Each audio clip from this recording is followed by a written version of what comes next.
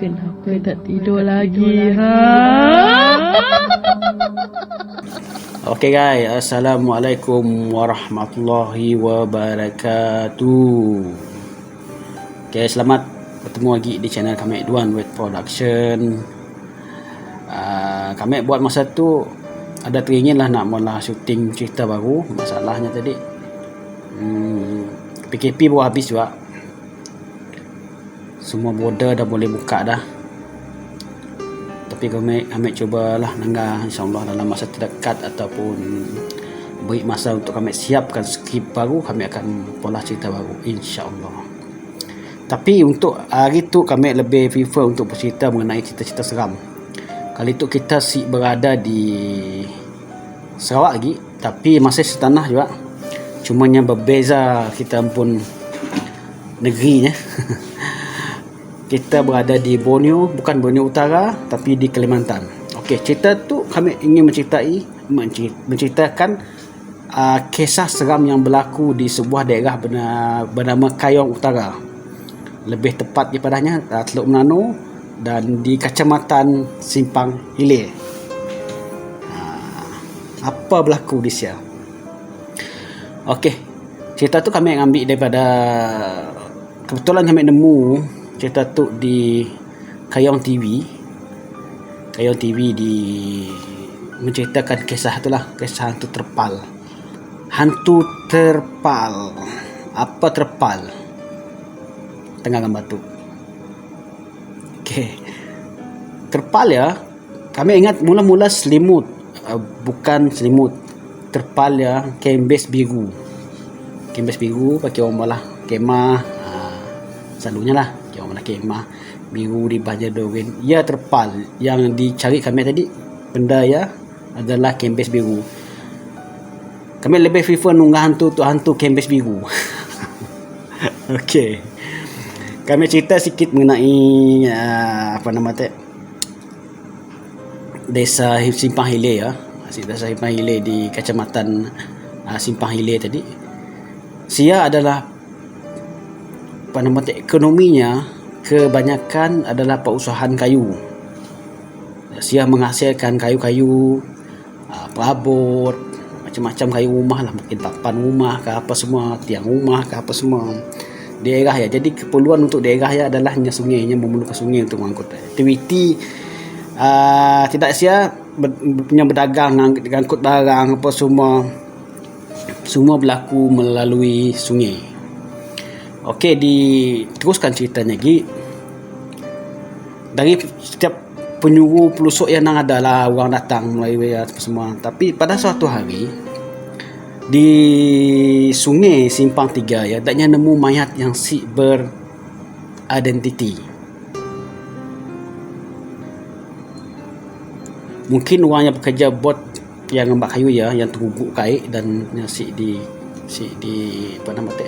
si dapat diselamatkan, dia lemas dan terus mati. Akhirnya mayat yang sedar beridentiti tadi dan nyambak pulang ke darat lah. Bila dicari keluarga kerabat semua, si tahu datangkan hasil sebab saya ada petunjuk yang ada di badannya. KTP ni kah? KTP bahasa Indonesia, IC nya kah? Sedar di mbaknya. Ada orang madah nyetuk pekerja daripada kapal kayu ya, yang bekerja dan yang terguguk. Oleh kerana tadi nya dah nya sudah ada IC, dah kondisi mayatnya dah lama dan baik. Jadi warga kampung tu bingung lah, macam ni nak memakamkannya, macam ni nak nguburkannya. Kata orang, okey, mayat lagi masih lengkap, kita faham macam ni keadaan mayat orang Islam, dan mungkin macam ni keadaan mayat yang non-Muslim. Tapi kena itu mungkin yang bersunat aja lah, mungkin aja lah. Kena itu non-Muslim pun ada juga yang bersunat. Jadi oleh kerana warga tempatan jadinya bingung dalam kondisi mayat dia tadi si diketahui macam ni. akhirnya tidak banyak bersepakat lah sebab dah darurat ya waktu ya, yang memerlukan mayat yang perlu dikebumikan. Jadi tidak warga tempatan sepakat lah untuk mengebumi dengan ala kadar je lah, dengan tak ke syarat aja untuk dikebumikannya. Hanya dikebumikan di depan SMKN Simpang Hilir di dekat dengan pemakaman kaum Cina di Sia, kaum Cina lama lah, mengikut di padah dalam lah. Dannya tadi cuma dibalut dengan kain terpal. Apa hanya balut dengan kain terpal, kami pun si faham. Dia dapat dibalut ke kain, kemungkinan sebab isinya dah hancur, jadi nya terpaksa balutkan dengan kembes biru ya. Diikat, kemungkinan bagus-bagus dikapankannya dengan kembes biru. Kemungkinan kondisi mayatnya waktu ya dapat mengizinkannya untuk dikapankan dengan kain, kemungkinan kami si pasti juga benda ya, tapi nya dah dikebumikan. Bila cerita yang dah berlalu, sikit masa lepasnya heboh di kampung mengenai tidaknya nemu hantu. Ya, kisahnya bermula,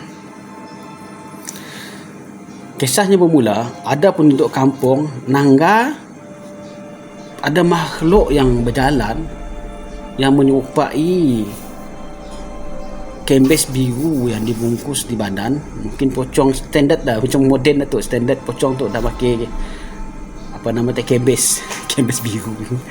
Jadi tak yalah jadi isu di kampung ya, sampai heboh satu kampung yang hantu terpal ya mengganas, mengacau penduduk kampung. Diceritakan oleh penduduk tadi lah. Allahualam, dannya ada naga kasih, tapi ada juga yang menurut wawancara tidaknya dengan penduduk kampung ya. Macamnya wawancara seorang orang tua ya, Madah. Nya sih pernah nemu secara langsung waktunya bangun pagi ya. Tapi nya ada dengar bunyi suara macam ni sikit lah. Adanya mendengar bunyi sesuatu yang menyeret, seolah kita menyeret kembes di atas semen jalan. Bsh, bsh, bsh, bsh. Seolahnya macam ya yang didengarnya, apa yang didengarkannya. Dan diwawancara juga oleh seorang penduduk kampungnya juga. Secara yang aku pernah bertemu secara langsung dengan hantu kembes biru ya. Tapi yang saya nyangka ya tadi adalah ia adalah hantu terpal ya. Tapi nya nangga sosok tubuh ya yang berserba hitam yang menyeret, seolah macam menyeret kembes ya tadi. Mungkin nya nangga dari jauh lah, mungkin lah di atas jembatan Sungai Jambu yang berada di tempat tidaknya ya. Jadi waktunya bawa pulang daripada nangga konsert bersemua, nya biarkannya nya berlalu kejap. Yalah kisah misteri yang berlaku di kawasan kecamatannya pada tahun 1995 dulu. Jadi benda ya sentiasa menghantui penduduk kampung. Macam ni hantu terpal, hantu kembes biru tadi. Nya berjalan dan nya di tangga dan didengar oleh penduduk kampung ya, yang memakai kembes biru yang dibalut di badannya ya.